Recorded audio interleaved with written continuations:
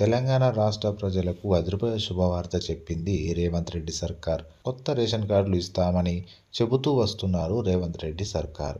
11 నెలలు అయినా దానిపై ఎలాంటి ముందడుగు వేయలేదు. కానీ రేషన్ కార్డు విషయంలో తాజాగా శుభవార్త చెప్పినట్లు వార్తలు వస్తున్నాయి.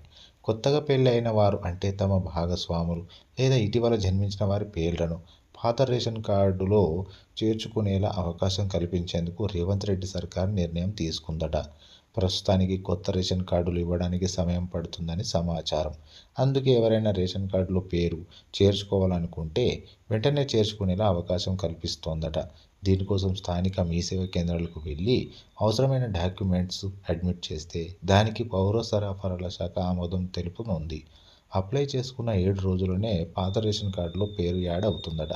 ఈ మేరకు అన్ని ఏర్పాట్లు చేస్తుందట రేవంత్ రెడ్డి సర్కార్. పూర్తి సమాచారం కోసం civilsupplies.telangana.gov.in వెబ్సైట్ను సంప్రదించవచ్చు.